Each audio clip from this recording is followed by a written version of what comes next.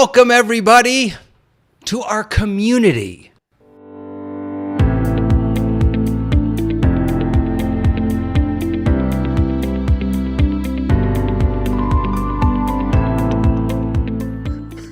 Oh, well. Oh, God, it keeps going to the wrong scene. Hi, everybody.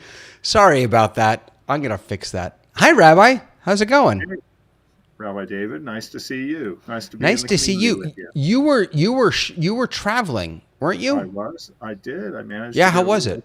I snuck away, and all good. All good. Nice. Nice to spend time with family and dear friends.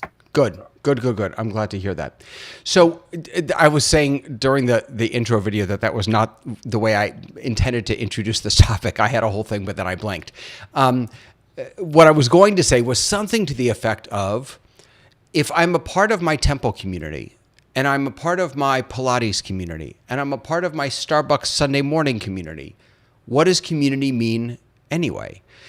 We have been going through, I almost don't like even saying this piece of it, Rabbi, that, the past 2 years, because yes, the past 2 years. And this was coming anyway.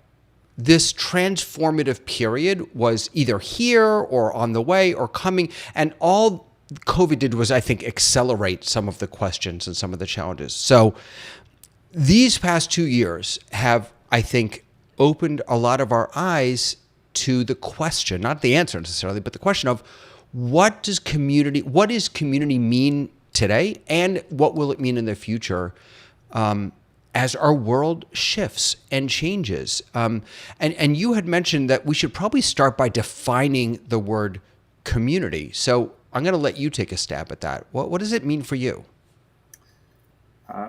Well, for me, it is a group of people. Okay, now you can't that can't be the only thing. Right? A group of people doesn't make up a community. It just makes up a lot of people. Where I think that we start to hone in on what makes it something more than that is around the ideas of trust, of finding comfort in one another, of gathering around ideas or efforts. Rabbi Jonathan Sachs said that Jewish community, or really community, is a group of people who gather around a common story. And if we think about from a Jewish standpoint, what is that common story? It is the Exodus from Egypt. Right? And then it's not even that we come together around a common story, but we also come together around a common purpose. And again, Rabbi Sachs says, what was the common purpose? Well, in ancient times, it was the building of the tabernacle. And if we take that into, at that point, what would have been the future, now what is the present, when we talk about our Jewish communities, we talk about those of us who gather around that same story, right? And maybe not the common project of creating a tabernacle, but the common project of creating a synagogue community. And not even a physical project, but the idea that we come together and share stories and share life events and holidays and the rituals and practices of Jewish life. Yeah. By the way, I want to let people know, if you hear either of us rustling papers around, it's because Rabbi Litwak sent me this fantastic article, which, by the way, is accessible to any of you online. If you go to momentmag.com/community, and it's not just one person's opinion, it's a number of different people speaking, and we both read it, and we will quote people liberally during this. We will. And in somewhat scary ways, I think we've pretty much highlighted all the same things that jumped out at us. But now, correct me if I'm wrong, because there's a lot in here, but is it Rabbi Sachs who says, no, it's not. It's David Brooks. So David Brooks is the one who quotes Rabbi Sachs, I think, right? But then he makes the point, which I find fascinating. He says, the problem is we don't have a common story anymore, and we've lost the common project and even a common truth. Now, I want to let you jump in on that, but I also want to say that there were a number of different definitions of community in here. One of the ones that really struck me, and then sorry, I'll let you go back though, is from Vivian Gornick. She is an essayist and critic living in New York City, and she said mostly community forms around survival, not around ideals or ideas. And that brought me right back to COVID and the those of us who the survival that we have all gone through. So I don't know. I'm not sure how how much I believe that. Maybe I'm not. That feels so pessimistic and so sad. Uh, Obviously, there are times when the common project is survival. I think about my wife and I went to go see the Broadway show Come From Away. The story about all of the 9/11 planes that got diverted to I just watched that. I just watched the movie version of that. It was amazing. Yeah, and okay, and all of these people, you're on a plane.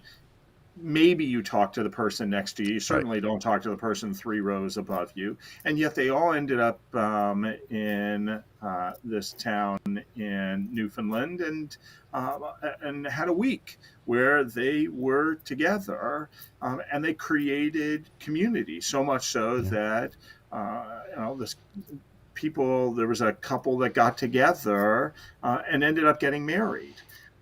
So that was survival, but I don't think that that's the only thing that creates community. No, but I love the way you framed it though. That survival is the project. Sometimes. Right. So that's very beautiful, but it isn't the only project. So do you think that was it David Brooks? Do you think that he's right that yes, community is built around a shared story and a shared project, but that we don't have those any? I mean, do we have a shared project and a shared story? So I think one of the things that is starting to define community is that it's true, there isn't one story, but that's because our world has gotten so much larger, right? And so as a Jewish people, right, when we were all living together in the desert for those 40 years, we didn't have a lot of options, right? We came together, we could create one story. But as soon as the Babylonian exile comes around and more than half the Jewish people end up in the east in Babylon and the remainder in the land of Israel, that story starts to diverge. Now, there are common features of that, right? The idea of somewhere in the Moment magazine article, the idea of being a part of multiple communities at the same time, like a Venn diagram. Right. There are going to be things that are going to be common. They don't all have to be, okay? And that we may have different synagogues, okay? But we may have a shared story around Zionism, okay? Or around our need to support those who are in need, doing some sort of tzedakah or tikkun olam, or just caring for those in our community who need more. So I'm not worried, all right, that we don't have one story. Right? The question would be, all right, do we have any story that we share? And even if the Venn diagram only overlaps a little bit, then that spot, all right, is a point where we can create community. So I want to offer a different approach. And this is, I was really taken by Micha Goodman's piece in this article. And he talks a lot about being seen. So he begins by saying that community is where we go to see and to be seen by others. He says, what is community? It's a group of people who see each other's lives. So I guess one of the pieces that I'm wondering about is, would it be enough? Is it enough? Sorry, let me phrase the question differently. Let's imagine for the moment that in this world in which there is such independence, that there is such autonomy, that I don't have to, I could pretty much be a hermit. I can live in my home. I can take care of any, I don't need to connect. Is it enough? As long as Instacart and Amazon Exactly. still keeps working, Exactly. So what if I have my story, you have your story. They don't overlap. But we build community because you see me and my story, and I see you and your story. So instead of a shared experience or a shared history or a shared language or a shared vision, we have a shared relationship. That the community is about the people more than what brings those people together. Does that make sense? I'm not sure. I'm not sure I get it. Okay, because I think that what is the seeing? Right? If I see you and you see me, what is the quality of that? How does that actually happen? Because I'm wondering whether, as Micha Goodman says, it's in being seen and seeing that requires some sort of interaction. Okay? Agreed. What's the basis of that interaction? He No, yeah, suggests it's ritual. no, Okay. right. That's what he says. I'm not right. Let me clarify, because I didn't mean to suggest that. We build. It's enough for me to write my story down and for you to see that story. What I mean is that we gather in space, physical space, digital, whatever it is. We gather together, and because I feel heard and seen by you, because you feel heard and seen by me, that in and of itself is a building block of community. That it's okay if you and I don't share an overlapping piece in our story. We can be completely different, but because I see you and I hear your story and I respect you and that's enough. I guess that's what I'm wondering, because I'm not sure that I buy into that all of our stories have overlapping moments. I think that, and I think that we're entering a phase where that will be perhaps even less true. Right. I still think that there has to be something that is overlapping. Look, I forget who said it in the article that there.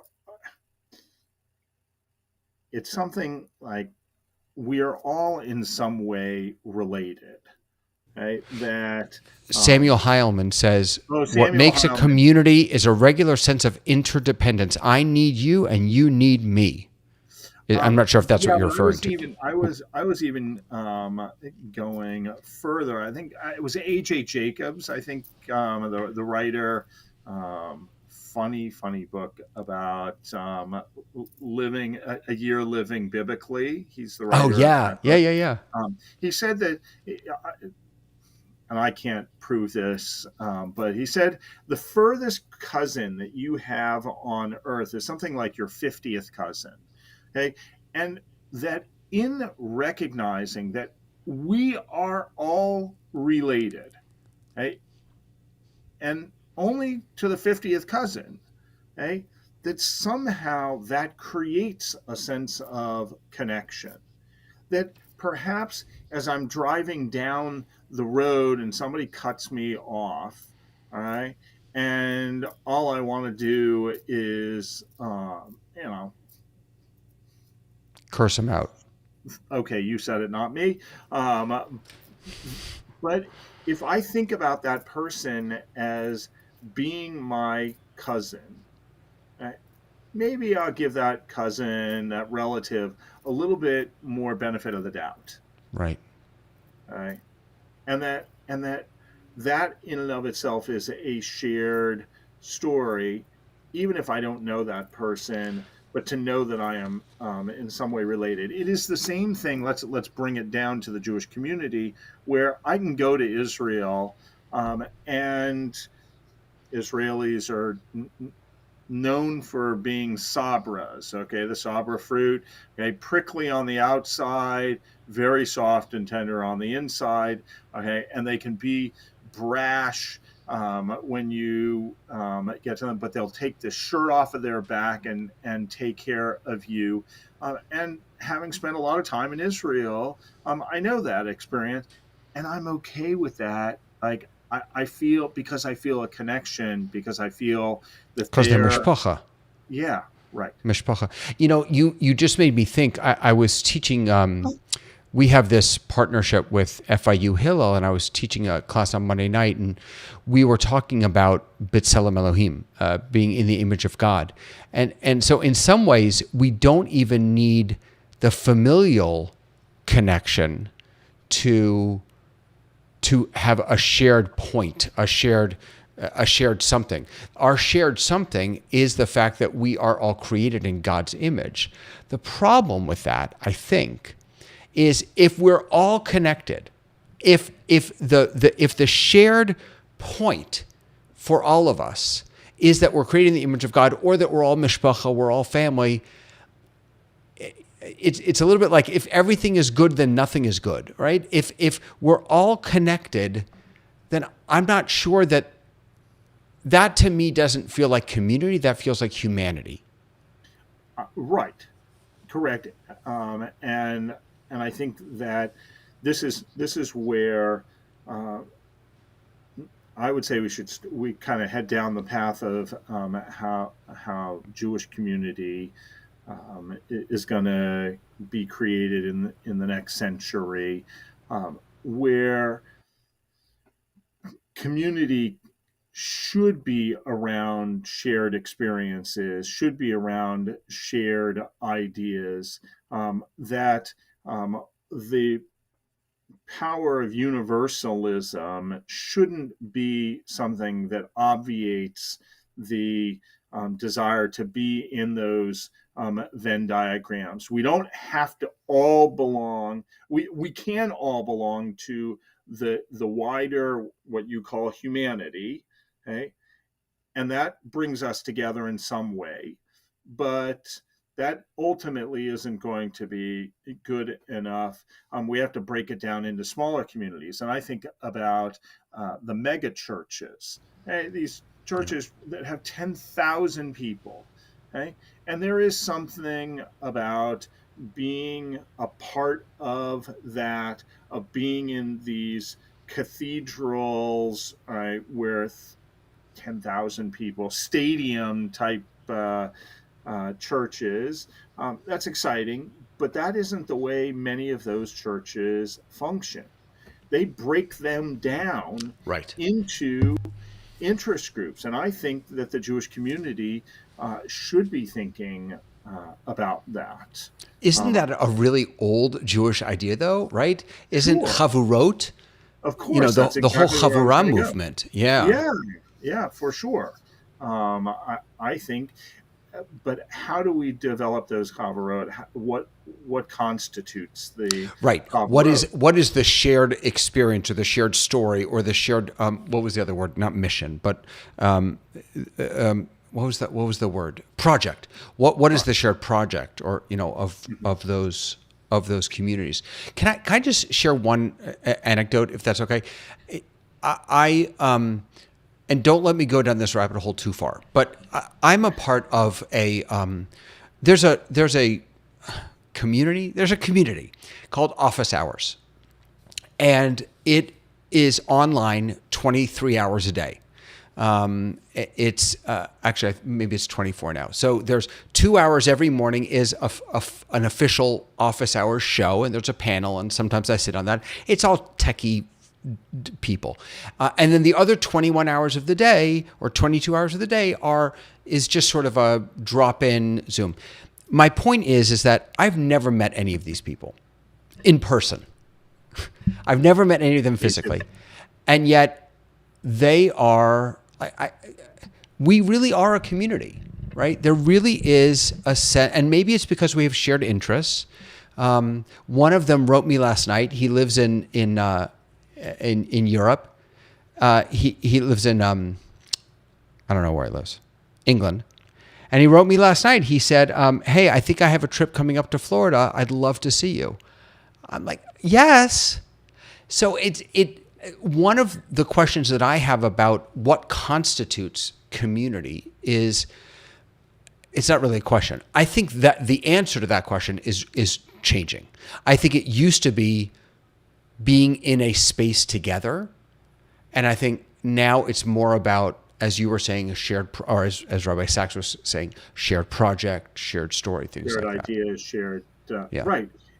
And certainly from a technological standpoint, we can come into the same space, even if, right here, this is a shared space, even though we're, I don't know, how far are we? About just about 500 meters, I think, right? From each other. But we can extrapolate from that and create an online minion. Do you have a sense? Do you have a sense? See, now you're letting me go down this rabbit hole. Do you have a sense that our community, our Shabbos morning community, let's just use Shabbos morning community, is stronger with the changes that have happened in the past 2 years, or less strong because we can't be physically together as much as we could be? I don't know the answer to that, because I believe that we are in a really a liminal moment where the old rules and definitions are breaking down, and the new rules of engagement and connection are still being formed. We don't know exactly what that's going to look like. And we're still Fair experimenting in how do we bring people together. We've talked about how we have people who are away on vacation and they want to join services, and that we have the technology to bring them into the sanctuary, literally have them do a Torah Aliyah. And participate. That certainly creates community, even different than somebody who's streaming. Lots of synagogues do. Basically, whatever's happening in the synagogue, you're sitting at home watching passively. So I think how we engage people so that there is connection and interaction, right? I'm thinking about what you said earlier, that I don't think it's enough for everybody to come online and watch a webinar. Okay? Not even a Zoom thing, but a webinar, and not interact and call that community. You know what? Maybe if they have a conversation afterwards, they right, start to create that community. But there's the interaction. Right. And so, during the pandemic, we had individuals or families locked up in their own homes. We're now at the point, please God, I hope, where people are a little more comfortable going out. What if, and this is really a question about what is the future of Jewish community and synagogue specifically, what if our push or pull maybe isn't to say to people, come to shul, but instead it's to say, go to someone else's house and watch our service together.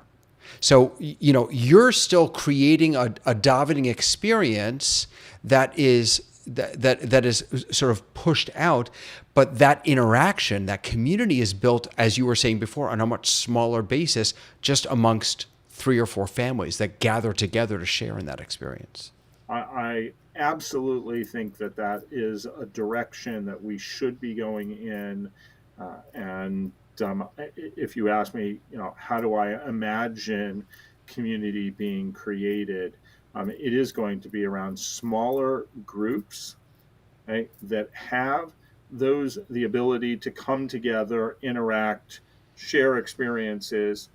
But right, here's where it'll get interesting: is what becomes the umbrella, right, that takes all of those groups and pulls them all together. So if we look at the synagogue, it may be hard to get 100 people into the synagogue uh, all together at the same time. But if I had 10 minyanim with 10 people in each of those in their separate physical spaces, right, then I would feel great about that. And then I think that there will be points where the community needs to come together.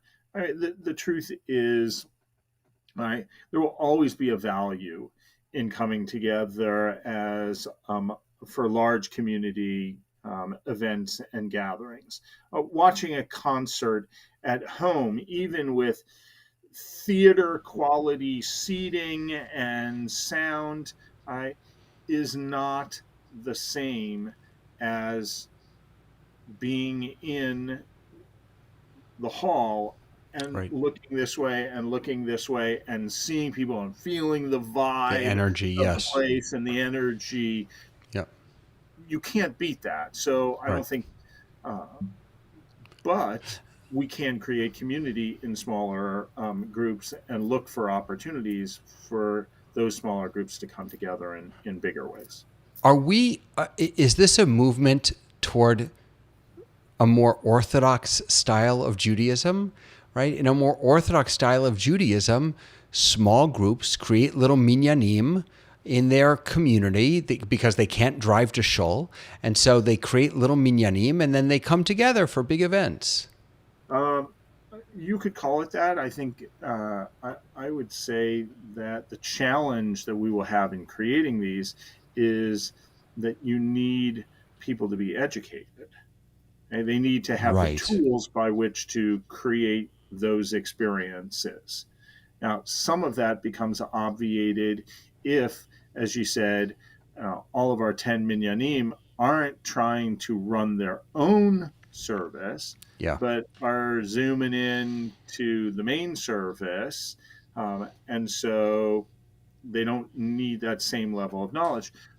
But the idea is, you're right, something that's a little more traditional, of people coming together and sharing experiences. Wow, we think that we struggle with the technology that's in our sanctuary now. Just imagine, the synagogue of the future where you've got 10 large screens in where the seats are, and on each screen you've got a different minyan that you can see and they can see you participating in the service. It's going to be, it will be very interesting. On the other hand, people are kind of freaked out about this. Agreed. And for me, I don't want to say that I'm freaked out because I'm really not. I'm interested. Mm, Because the truth is that human beings are inherently social beings. They need to congregate and they figure out how to do it. And we, the Jewish people, right, are at the top of the heap when it comes to figuring it out. Okay? That what defined Jewish community when we were wandering around in the desert, okay, changed over the millennia, okay, and it's going to change again. We're very good. The Jewish people are very good at adapting to whatever gets put in our way and working out how to get around that or how to go through it. Yeah, that was a regular theme in a lot of the writers' pieces, and just sort of going back to the very beginning. I'm cognizant of the time when you were citing Rabbi Sachs. One of the things I loved about his teaching was how he says that, I think it was him. Correct me if I'm wrong. God created the world in 7 days. Or I'm sorry, it's only a certain number of verses in the Torah are about creation of the world, but there are 10 times as many or something about that shared project of creating the tabernacle, and that reminds me that we don't have this all figured out yet, and that's okay. That this is maybe this is our shared project. Figuring out bringing people together, I think is the easiest. Right? It's a question of what are we doing to pull people together. That's going to be the shared project, and it will look different than what we have now. Yeah, that's fascinating. So if people are interested, I want to invite you, head on over to momentmag, momentmag.com/community, and you can actually read all of the responses. And thank you so much for sharing this with me. This was really, this is back from March, I think, March 2021. But it's such a great piece. It's really wonderful. All right. We should mention real quick. Sure. Wait, we should mention, I have to pull up our Facebook page. Because this just went out on our Facebook page. I feel like we should mention Gary, since it's Veterans Day. We should mention. Gerard Moss. We call him Gary. Long-standing Gary. No, you can call him Gary. He calls himself Gary. Gary Moss, who is 95 years old. Gary, if I shorted you a year or two, I hope you won't be too upset. Who came out of Germany and served our country, and is an incredible individual. We salute you on Veterans Day. Absolutely, amen. Thank you, Rabbi. Thank you. Nice. All right, everyone. Yeah, we'll see you in a couple weeks, everyone. Have a wonderful day. Good Shabbos.